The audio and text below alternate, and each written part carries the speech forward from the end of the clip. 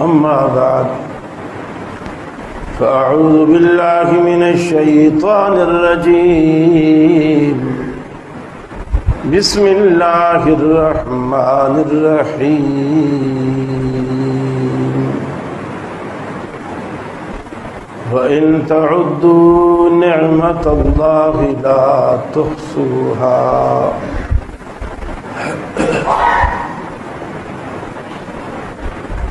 عزیز دوستوں اور بزرگوں،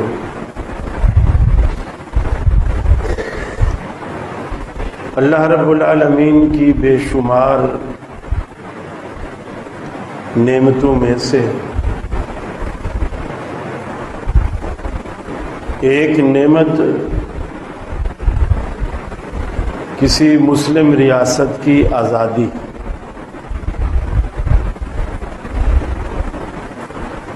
اور اس آزادی کے پھر کچھ تقاضے۔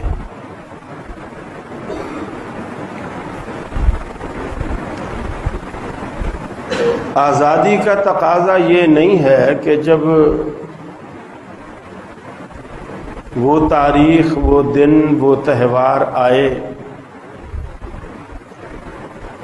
ہم ملک میں جھنڈے لگا دیں، تقریبیں کریں، جلسے کریں، جلوس نکالیں، موٹر سائیکل پہ جھنڈے، گدھا گاڑی پہ جھنڈے، کاروں میں جھنڈے۔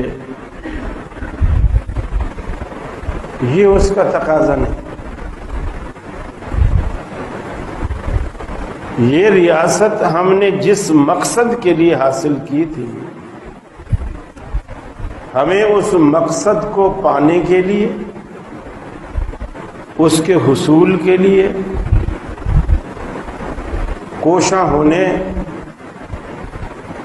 اور اس کے لیے جد و جہد کرنے کی اشد ضرورت ہے۔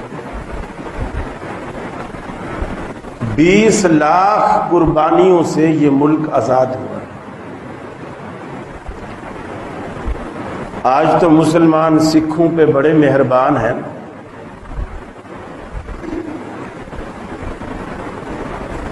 ان کے لیے کرتارپور کا راستہ بھی کھولا جا رہا ہے قادیانیوں کی آڑ میں۔ بہت کچھ سہولیات ہیں ان کو یہاں، حتیٰ کہ ہمارے وزیر اعظم کی تقریب میں بھی وہ انڈیا کا سکھ اداکار جو اکثر ہنسنے ہنسانے کا کام کرتا ہے، وہ بھی یہاں مدعو تھے۔ لیکن دیکھا جائے تو ہندوؤں سے بھی زیادہ سکھوں نے مسلمانوں کا قتل عام کیا۔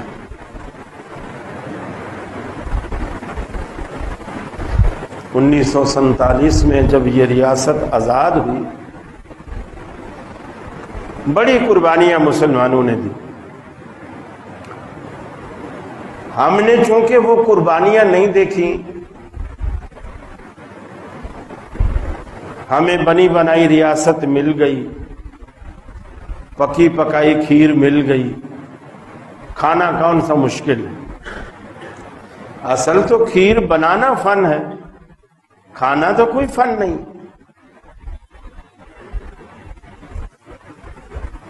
جیسے 4-5 دوست تھے اکٹھے، ان میں ایک بہت ہی سستی مارا تھا۔ ایک دوست نے کہا یار چلو ایسا کرتے ہیں، کھیر پکاتے ہیں۔ اس نے کہا یار میرے کو تو طریقہ نہیں آتا۔ اچھا یار کھیر ہم بنا لیں گے، تو ایسا کر لکڑیاں چن کے لا۔ کہنے لگا مجھے یہ نہیں پتا لکڑیاں کس طرح کی اس کے لیے چاہیے، میں کوئی خراب سی لکڑیاں لے آؤں گا، اب اچھی ہوں خراب ہوں جلانی ہے نہیں ہے۔ لکڑیاں بھی لے آئے۔ اچھا چلو تو یہاں بیٹھ جا، آگ ہم جلا دیتے ہیں، تو لکڑیوں کو وقفے وقفے سے آگے سرکاتے رہنا تاکہ یہ آگ بجھنے نہ پائے۔ کہنے لگا میں کبھی زیادہ سرکا دوں، کبھی کم سرکا دوں، کبھی آگ تیز ہو جائے، کبھی ہلکی ہو جائے، کھیر جل جائے، تو بڑی مصیبت کا کام ہے۔ سارا کام لوگوں نے کر دیا. پھر انہوں نے کہا اچھا یار تو ایسا کر پلیٹوں میں نا نکال کے یہاں لگا دے. بولے یار کسی کی پلیٹ میں مجھ سے زیادہ ڈل جائے, کسی کی پلیٹ میں کم ڈل جائے. پھر انہوں نے یہ بھی کر لیا. کہنے لگے اچھا آپ ساتھ بیٹھ کے کھا لے. بولے یار اتنی نافرمانیاں کی ہیں, اب ہر بار نافرمانی کرنا بھی تو اچھا نہیں لگتا نا, چلو اب کھا ہی لیتے. تو کھانا کوئی فن نہیں, اصل بنانا. ہمیں اس ملک کی, اس اسٹیٹ کی قدر اس لیے نہیں ہے کہ ہم نے بنانے میں ہم نے کوئی قربانی نہیں دی, ہمارے بڑوں نے دی.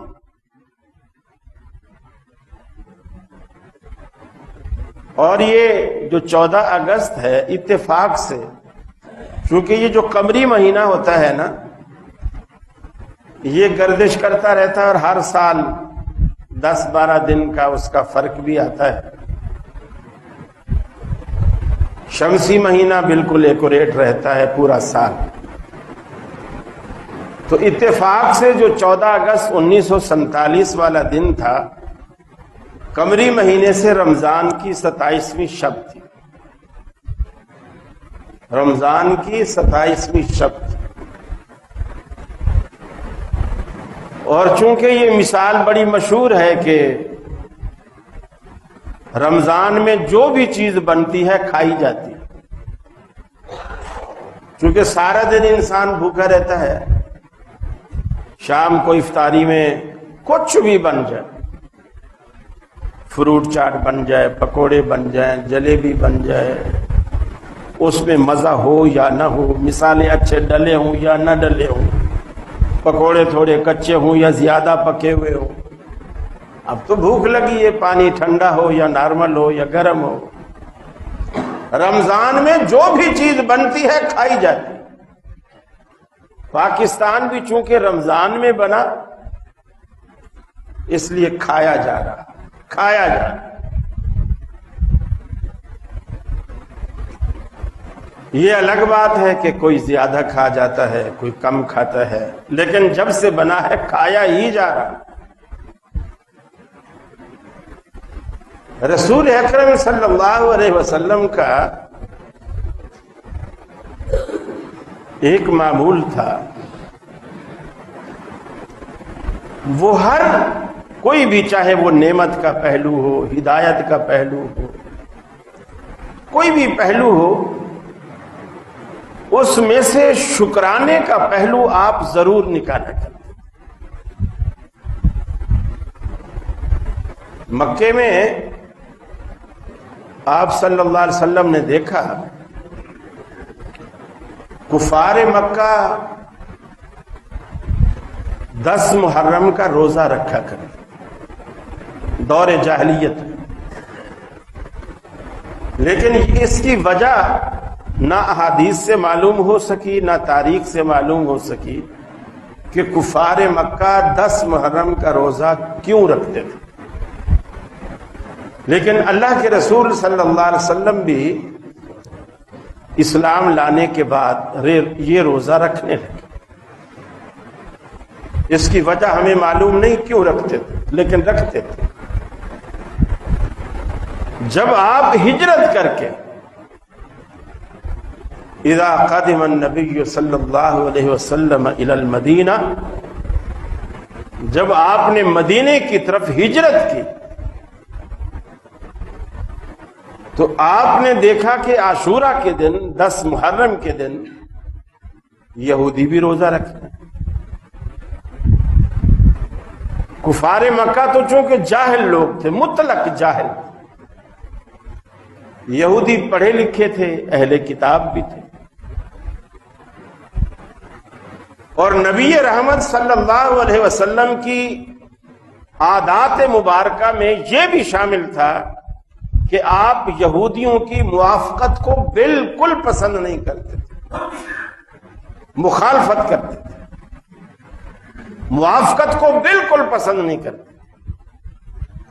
آپ کو بتایا گیا کہ اللہ کے رسول صلی اللہ علیہ وسلم یہ جو آپ عاشورہ کا روزہ رکھتے ہیں یہ تو یہودی بھی رکھتے ہیں. آپ نے پوچھوایا کہ وہ کیوں رکھتے ہیں, اس کا سبب کیا ہے؟ آپ کو بتایا گیا یا رسول اللہ صلی اللہ علیہ وسلم یہودی کہتے ہیں کہ اس دن 10 محرم کو اللہ تعالیٰ نے ہمیں فرعون اور فرعونیوں سے نجات دی تھی, یہ مسلم کی روایت ہے, اور فرعون کو غرق کیا تھا. چنانچہ موسیٰ علیہ السلام نے شکرانے کے طور پر روزہ رکھا, 10 محرم وہ روزہ رکھا. آپ نے فرمایا میں ان یہودیوں سے موسیٰ علیہ السلام کے زیادہ قریب, لہذا یہ سنت موسیٰ علیہ السلام کی ہم اپنائیں. لیکن اب یہودیوں کی موافقت بھی آ رہی تھی. اس کا حل آپ نے یہ نکالا, آپ نے صحابہ کو حکم کیا سومو یوم عاشورہ, سومو یوم عاشورہ, 10 محرم کا روزہ رکھو, وخالف الیہود, اور یہودیوں کی مخالفت بھی کرو. 10 کا روزہ رکھو اور یہودیوں کی مخالفت بھی کرو. صوموا یومن قبلہ او یومن بعدہ, اس کے ساتھ یا تو ایک روزہ پہلے ملا لو یا ایک روزہ بعد میں. ہمارے کچھ نئے پڑھے لکھے ساتھی جو آج کل زیادہ مدینہ یونیورسٹی وغیرہ سے پڑھ کر آ رہے ہیں, وہ کہتے ہیں نہیں 10 کا روزہ رکھو ہی نہیں, یا 9 کو رکھو یا 11 کو. اللہ کے رسول نے پہلا جملہ یہی کہا کہ صوموا یوم عاشورہ,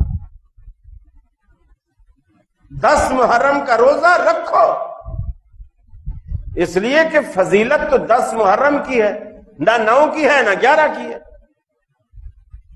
موسیٰ علیہ السلام کو جو آزادی ملی اور فرعون کو جو غرقابی نصیب ہوئی وہ اسی 10 محرم کو ہے. نہ 9 کو تعلق ہے نہ 11 کو تعلق, 10 کے ساتھ. اور آپ نے یہ بھی کہا کہ 10 کا روزہ رکھو. دوسرا حکم دیا یہودیوں کی مخالفت کرو. اس کا طریقہ یہ بتایا کہ 10 کا روزہ رکھو لیکن اس کے ساتھ 9 کا رکھو یا 11 کا. وہ 1 رکھتے ہیں تم 2 رکھو تاکہ ان کی مخالفت ہو جائے. تو نبی رحمت صلی اللہ علیہ وسلم نے شکرانے کے طور پر بھی, آزادی کے طور پر بھی, جو جیسے موسیٰ علیہ السلام کو آزادی ملی تو آپ نے شکرانے کے طور پر روزے کا انتخاب کیا. جھنڈیاں نہیں لگائیں, روزے کا انتخاب کیا. آپ نے کوئی تقریبات منعقد نہیں کی, روزے کا انتخاب.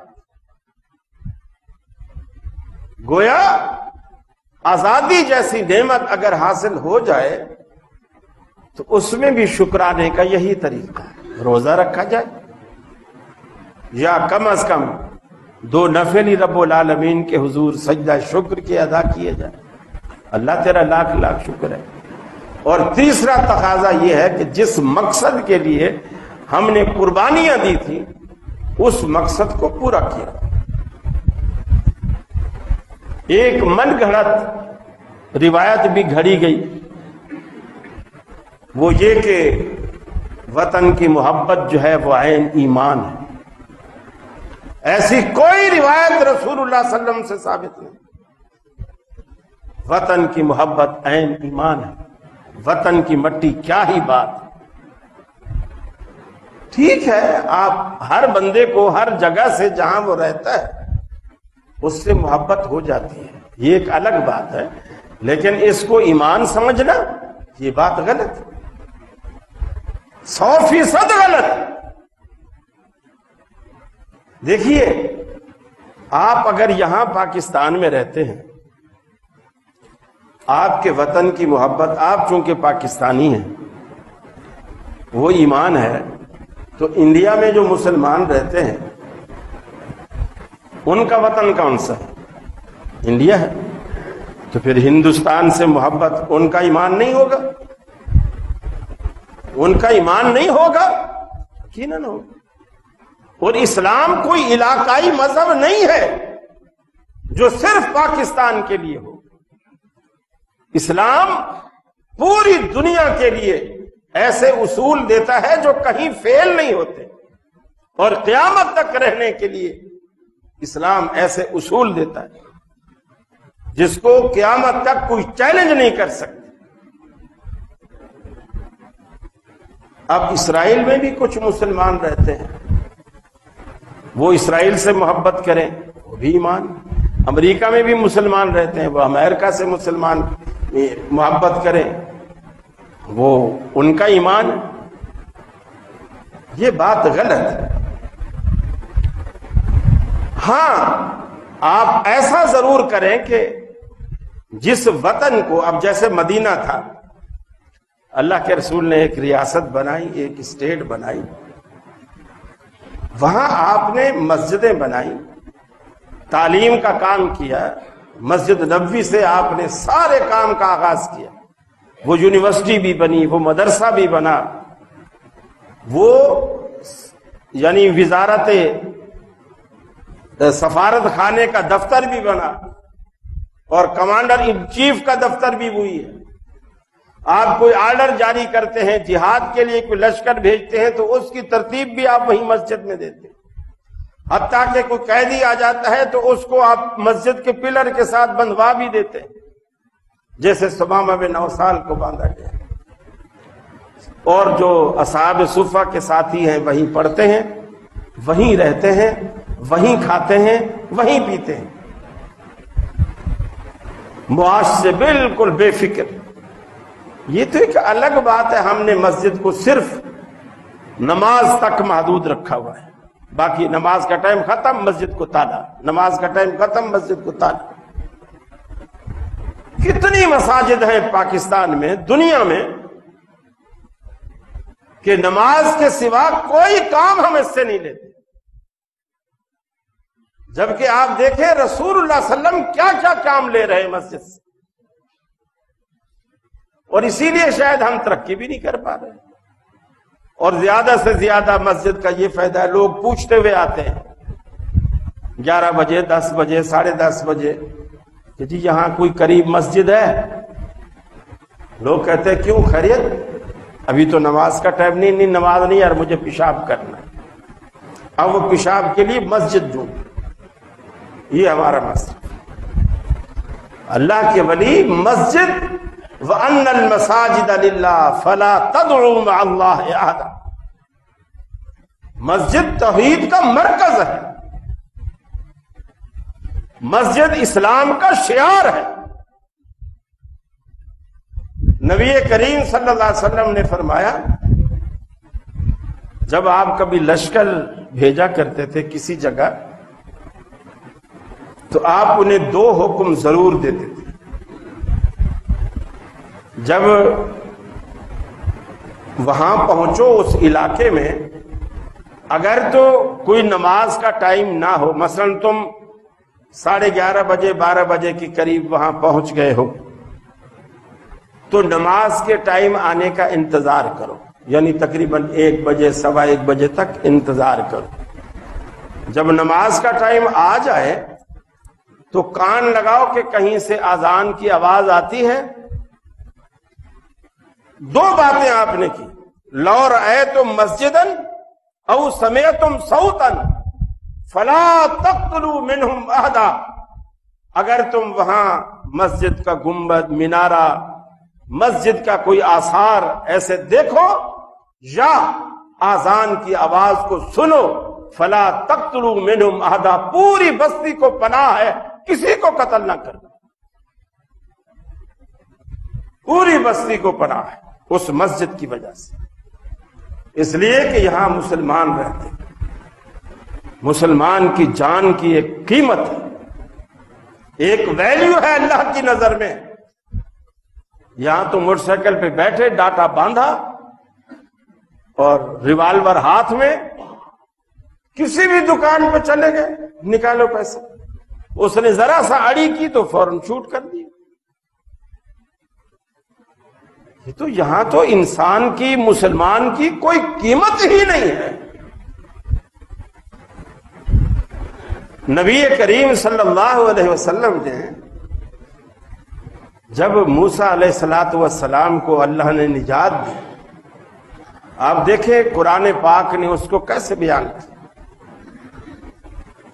مقابلہ ہے، فرعون کے جادوگر آئے ہیں اور موسیٰ علیہ السلام اپنا معجزہ لے کر آئے ہیں۔ جادو میں یہ ہوتا ہے کہ سحروا اعین الناس، جادوگر لوگوں کی آنکھ پہ جادو کرتے ہیں اور آنکھ کو دھوکہ دیتے ہیں، چیز نہیں بدلتی، آنکھ پہ دھوکہ کرتے ہیں کہ ان کو یہ چیز یہ نظر آئے، کبوتر نظر آئے، سانپ نظر آئے، بلی نظر آئے۔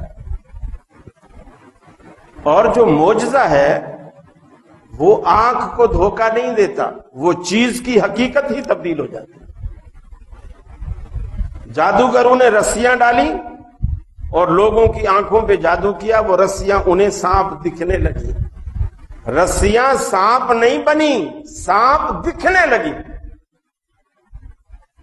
موسیٰ علیہ السلام سے کہا کہ اب تو اپنا کرتب دکھا بھائی۔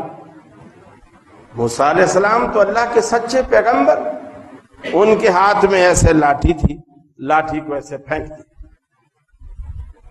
لاٹھی کو پھینکا تو لاٹھی لوگوں کو سانپ نظر نہیں آئی، لاٹھی فی الواقع سانپ بن گئی اور اتنا بڑا اژدہا بنا کہ ان کی رسیوں کے جو بنے ہوئے سانپ تھے ان سب کو کھا گئے، سب کو کھا گئے۔ جادوگر سارے کے سارے سجدے میں گر گئے، اس لیے کہ وہ اس فن کو جانتے تھے کہ اگر موسیٰ علیہ السلام کی پھینکی ہوئی لاٹھی بھی نظر کا دھوکہ ہوتا تو یہ لاٹھی ہوتی، لاٹھی رسیوں کو تو نہیں کھا سکتی، یہ تو کوئی فی الواقع سانپ بن گیا ہے، ان کی رسیوں کو کھا دے۔ جادوگر سارے ایمان لے آئے، موسیٰ علیہ السلام نے ان کو لیا اور فرعون کی دربار سے نکالا اور ہجرت کی وہاں سے، مصر سے۔ جب ہجرت کر کے گئے تو آگے دریا آ گیا، تیرنا وہ نہیں جانتے، موسیٰ علیہ السلام بھی نہیں جانتے۔ اب دیکھیے کہ اللہ کے پیغمبر کا اللہ کی ذات پر توکل کتنا ہوتا ہے۔ جو چیز جادوگروں کو نظر آ رہی ہے وہی چیز موسیٰ علیہ السلام کو نظر آ رہی ہے۔ جادوگر دیکھ رہے ہیں کہ فرعون اپنے گھوڑوں پر فوج لشکر لے کر وہ بھی دوڑتا ہوا آ رہا ہے ہمارے پیچھے، وہ تو ہمیں مارے گا، قتل کرے گا، آگے دریا ہے اور تیرنا ہم نہیں جانتے، کشتیاں بھی نہیں ہیں، اب ہم بھاگ بھی نہیں سکتے، کیا کریں؟ چنانچہ وہ سارے کے سارے موسیٰ علیہ السلام کو کوسنے لگے، تانا دیتے ہیں نا، یار تو نے تو، ہم نے تو تیری بات کو مانا اور تو نے ہمیں مروا دی، تو نے ہمیں مروا دیا، کہیں کا نہیں رکھا۔ آگے دریا کی موجیں ہیں، پیچھے فرعون کی فوجیں ہیں، اب ہم جائیں تو کہاں جائیں؟ اے موسیٰ تو نے تو ہمیں مروا دی۔ اب موسیٰ علیہ السلام کے دل میں، حالانکہ یہ چیز وہ بھی دیکھ رہے ہیں کہ فوجیں بھی آ گئی ہیں، دریا بھی آگے ہے، ہم پیچھے بھی نہیں جا سکتے، آگے بھی نہیں جا سکتے۔ فرماتے ہیں کلا ان معی ربی سیہدین، ہرگز نہیں، ان معی ربی سیہدین، میرے ساتھ میرا رب ہے، ان قریب وہ راستہ دکھلائے گا۔ گھبرانے کی کوئی بات نہیں، پریشان ہونے کی کوئی بات نہیں، ان ربی سیہدین، میرا رب ضرور راستہ دکھلائے گا۔ اللہ نے موسیٰ علیہ السلام سے فرمایا اے موسیٰ، اس لاٹھی کو جو تیرے ہاتھ میں ہے دریا کے کنارے پر ماریے۔ موسیٰ علیہ السلام نے دریا کے کنارے پر مارا، دریا بالکل ایسے دو حصوں میں بٹ گیا، ادھر کا پانی ادھر، ادھر کا پانی ادھر۔ پانی جو بہ رہا ہے وہ اوپر چڑھتا جا رہا ہے پہاڑ کی شکل میں، آگے نہیں آ رہا۔ اللہ نے کہا ہے موسیٰ تو بھی پار ہو جا اور اپنے لشکر کو بھی پار کر۔ جلدی سے پار ہوئے، اور موسیٰ علیہ السلام جب پار کر کے گئے، اللہ نے موسیٰ علیہ السلام سے کہا کہ اے موسیٰ اب ایسے پار کر کے بھاگنا نہیں، بھاگنا نہیں، اس لیے کہ تم نے جو کچھ کرنا تھا وہ تو کر لیا، اب کھڑے ہو کے پلٹ کے دیکھو کہ میں رب کیا کرتا ہوں۔ یہ کہ نفسیاتی طور پر مطمئن، اب جیسے مثال کے طور پر کسی کے گھر میں سانپ آ جائے، سانپ کو گھر میں گھستا ہوا سب نے دیکھا ہو، نکلتا ہوا نہ دیکھا ہو، گھستا ہوا دیکھا ہو، نکلتا ہوا نہ دیکھا ہو، بھلے وہ نکل بھی گیا ہو، وہ گھر والے رات کو سوئیں گے نہیں وہاں بھی، یہاں سانپ۔ نفسیاتی طور پر تسلی نہیں ہوگی کہ بھی یہ بات تو یقینی ہے کہ سانپ آیا ہے، لیکن نکل گیا ہے یہ ہم نے نہیں دیکھا، آتا دیکھا ہے جاتا نہیں دیکھا ہے۔ نفسیاتی طور پر تسلی نہیں ہوگی، وہ نیند ہی نہیں آئے گی، سوئے گا ہی نہیں بندہ۔ اللہ نے بنی اسرائیل کو نفسیاتی طور پر ایک تسلی دی۔ مثال کے طور پر بھاگ جاتے اور پیچھے فرعون غرق ہو جاتا، فرعونی بھی غرق ہو جاتے، اور انہوں نے یہ منظر نہ دیکھا ہوتا، آگے جہاں بھی جاتے وہ خوف سے کانپتے ہی رہتے، تسلی نہیں ہوتی۔ پتہ نہیں آج فرعون آ جائے، پتہ نہیں کل فرعون آ جائے، پتہ نہیں پرسوں فرعون آ جائے۔ اللہ نے کہا موسیٰ رکو، ان کو بھی روکو، پیچھے مڑ کے دیکھو، اب میرا کام دیکھو۔ اللہ نے دریا سے کہا میں نے جس مقصد کے لیے تمہیں حکم دیا تھا وہ مقصد اب پورا ہو گیا ہے، اب تو پہلے کی طرح جاری ہو جا۔ دریا جاری ہو گیا۔ چنانچہ حدیث میں آتا ہے فرعون کو جب ہوتے آئے نا، اور اس نے یہ بھی کہا آمنت انہ لا الہ الا الذی آمنت بہ بنو اسرائیل وانا من المسلمین، جس رب پر بنی اسرائیل ایمان لائی ہے میں بھی اس رب پر ایمان لاتا ہوں اور میں مسلمان ہوں۔ حدیث میں آتا ہے جبریل امین نے دریا میں سے مٹی لی اور فرعون کے منہ میں ٹھوس مٹی، کہ ہو سکتا ہے یہ بار بار یہی جملہ کہے اور اللہ رب العالمین کو ترس آ جائے اور اللہ اس کے ایمان کو قبول کرے، اس کا منہ ہی بند کر۔ یہ وہی فرعون تھا جس نے بنی اسرائیلیوں کے 99,000 نرینہ بچے قتل کروائے تھے ماں باپ کے سامنے، اور یہ وہی دریا تھا جس میں ان کی لاشیں، ان کے گوشت، ان کے قیمے اس دریا میں ڈلوائے تھے، یہ وہی دریا۔ اللہ رب العالمین کے ہاں دیر ہے، اندھیر نہیں ہے، لہذا اللہ نے یہ پاکستان جیسی نعمت ہمیں عطا کی ہے تو اس کے تقاضے ہیں، یہاں اسلام کو نافذ کیا جائے، مساجد کو عام کیا جائے، مساجد کی NOC کو عام کیا جائے، کوئی بھی مسلمان کسی بھی علاقے میں مسجد بنانا چاہے اسے کوئی رکاوٹ نہ ہو۔ یہ آزادی کا مطلب ہے۔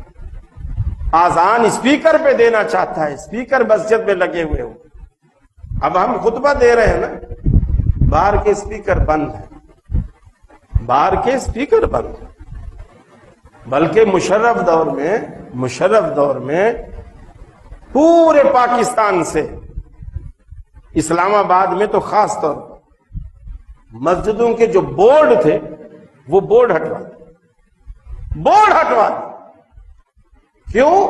بولے جن کو نماز پڑھنی ہے ان کو پتہ ہے یہ مسجد ہے، اذان آتی ہے پتہ ہے مسجد ہے، بورڈ لگانے کی کیا ضرورت ہے؟ دنیا کے ہر جگہ، ہوٹل ہو، دکان ہو، ہر جگہ بورڈ ہوتا ہے۔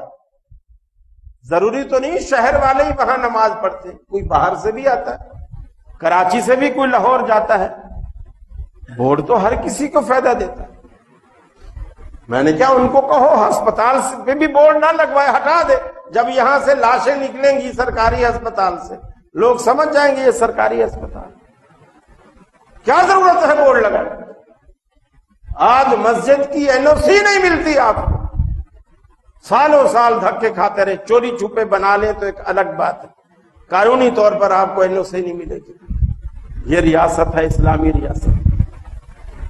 میرے بھائی, اللہ رب العالمین سے دعا کریں, اللہ تعالی ہمارے بزرگوں کی وہ جو قربانیاں ہیں, اللہ تعالیٰ ان قربانیوں کا ہمیں صلہ دے, ان کا اجر دے, تاکہ ہم پکے سچے مسلمان بھی بنے, اس ملک کو امن کا گہوارہ رب العالمین بنا دے, اور صحیح معنوں میں ہمیں پکا سچا مسلمان بنا دے. وآخر دعوانا